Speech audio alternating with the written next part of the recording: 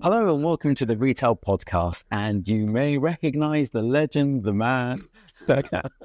Off to a strong start. Mr. Steve Dennis and we'll get into Steve. We're here at the National Retail Federation conference here in Singapore. And I had the great fortune, obviously I've been stalking you through NRF. Yeah, New York. security has been a bit tightened here. You can drop that cease it's just you from your legal team.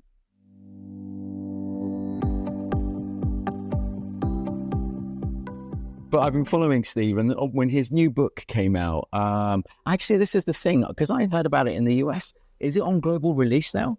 Almost. Right, okay. Yeah, a few markets a little bit later for reasons I don't understand. UK is a little bit later. Australia is another month on. But I got it. Very hence why I couldn't get it when I went to the Amazon store. But I admitted to Steve that I stole his copy at a shop talk in Las Vegas in the press room. It was me. Sorry if you were like, what happened to my version of the book? Anyway, Steve, for those who don't know you, why don't you give us a quick overview of who you are? Sure. Well, I've been in retail most of my career. I did a couple of things a bit earlier. Spent a little bit of time in the food business, worked for a big consulting firm. But in the early 1990s, I joined Sears Roebuck and Company in Chicago. Some people will know at one point Sears was the biggest retailer on the planet. Today, not so much. That's maybe something we'll chat about a little bit. But I spent time on corporate leadership side. Most recently, before I went out on my own, I was at the Neiman Marcus Group as the head of strategy and innovation and a few other things. But the last, I guess, about 15 years now, I've been doing strategy consulting. That's morphed into keynote speaking, morphed into writing and podcasting, and now I've written a couple of books. My most recent one, the one we were just talking about, called Leaders Leap. So kind of a renaissance, man. Yeah, and I think I'll have, obviously, our post-production is Leaders Leap. Yeah. So you can see it. And the first book was Remarkable Retail. Remarkable Retail, right? Came out right as the pandemic was starting. Not the best timing to release a book, by the way. But then I did a second edition a year later, just kind of updated for the emerging post-COVID world. Oh, fantastic. So I guess before, obviously, there's so many, with someone like yourself, there's so many areas we can go in. I'd love to talk about your thoughts on retail right now. Sure. Because in your podcast, you always start off with like where are we? What's the economy looking like? Yeah. I just want you've been around the world, right? We're in June, you've already been around the world. Yeah. What are the things that you've noticed? What surprised you? I think what surprised me relative to the U.S. in particular is how much more impactful a lot of the retail is in other markets. Like I look at the shopping malls in the U.S. and in Canada, and for the most part, they're quite boring. Yeah. Then I come to a place like Singapore or Dubai, or go to some of the department stores in London, for example, and they're just much more elevated. I know it's popular to say experiential. I don't particularly love that word, but I would say much more of an emotional connection, much more elevated, much more fun places to be, with interesting things going on, not only the products themselves, but key environments and just the energy. Yeah. So that's one of the things I've really noticed. I think it's a missed opportunity for a lot of retailers. A lot of the conversations, though, still kind of the same. Lots about AI. Certainly retail media networks emerging as a point of conversation. The interplay between digital and physical. I mean, all these kinds of things are pretty common topics, I think, wherever we happen to be. Looking out towards the end of the year, what are the highlights that you've got? Where else are you going to be? Where are people going to find you throughout the year? I'm hoping to travel a little bit less, actually. All right. So most travel domestically for the balance of the year. It's been a pretty crazy year and a half. I will be a shop, baby grocery shop, and a few private events, things like that. But the last year and a half between finishing my book and some of the travel has been a little chaotic. So I think I'm old. I need a bit of a rest. Okay. Let's get into the book. I mean, I as a stolen copy, I go into the first part where you talk about your career at Sears, and ultimately I get the sense that you're poking businesses to do more. That's the sense that I got.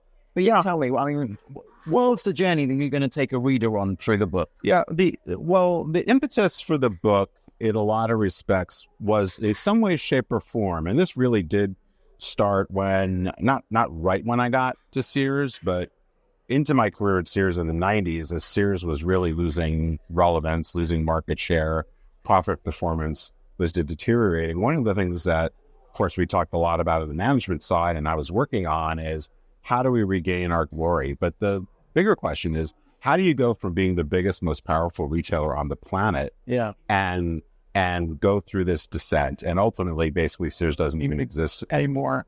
So then as I got to Neiman Marcus, which is a much stronger company, there were still lots of opportunities that we didn't seize, lots of market share we let. In some respects, not let, but happening that we were leaking market share to many competitors. And then as a consultant, I spent a lot of time working with clients, studying companies that have failed to keep up with this massive pace of disruption. And so one of the questions that kind of kept coming back to me was, well, if the world has changed so much, because I think everybody would agree, the retail world, I think, absolutely, quite a lot across the last 20, 25 years, but, just even in the last 3 or 5, if the world has changed so much, why have you changed so little? And in some cases, the you is the brand. In other cases, it's you, the leader.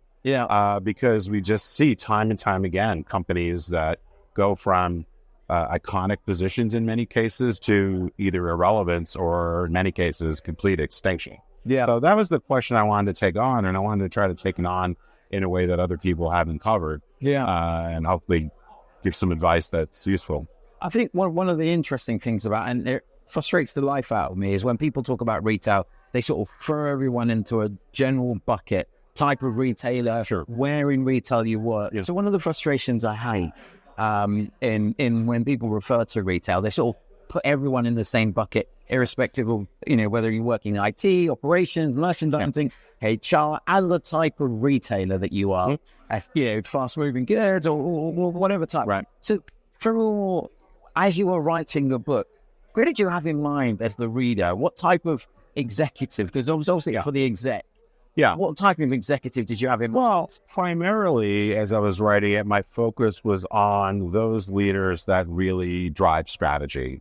Because if you're going to transform, that for the most part has to be coming top down. Now, I think there are plenty of lessons to be taken away for people in different positions. But for the most part, it's really directed towards the C-suite, the board, perhaps investors, but people that can really influence a long-term strategy. So do you feel it's actually could be cross-industry because there's more business-orientated rather than in retail? This is a book, just to be clear, it's not a retail book. It is, I believe, it has applicability for-profit companies, non-profit companies, retailers, hotel industries, whatever. Any kind of business that is facing significant disruption and needs to transform to minimally keep pace, but ideally create distance between them and the competition. I think that the lessons here, even though I draw my retail experience, I use retail examples, I use plenty of other examples as well. So it is very much industry agnostic. Okay. And to be fair, as I was reading that, it almost felt like one of these Harvard Business Review type things that, it's like a business lessons for the modern executive. Well, what I was trying to do is, I guess yes and no. I mean, one of the things I absolutely didn't want to do was make it overly academic. There are a lot of great books, including books that I have in the bibliography that I reference, books like The Innovator's Dilemma, like Blue Ocean Strategy, Good to Great. These are fantastic books, but I think they are often too left brain, too intellectual, too academic in their approach. 400 or 500 pages, 50 case studies. And I wanted to do something that is serious, but much more inspirational. And I think part of what those books miss is they often point out the flaws in strategy, and that's incredibly useful. But I wasn't necessarily going to add much to that equation. What I wanted to say is, even if, and I do make some strategy points, to be sure, but even if you, or not, should say even if, my experience has been that many leaders, and it was definitely my experience at Sears, it's definitely my experience at Neiman Marcus, it's been my experience with clients, it's been my experience studying companies. Most of the time, and yes, there's a tab tab at stephenpdennis.com. Just go to books and you can see it. But yeah, you can pre-order it anywhere. It's also immediately available everywhere on Kindle and on Audible. So, nice. But you might have to wait a few weeks to get your hands on a hardcover copy. Okay, fantastic. Steve, thank you so much. Thank you, sir. Thanks. Pleasure.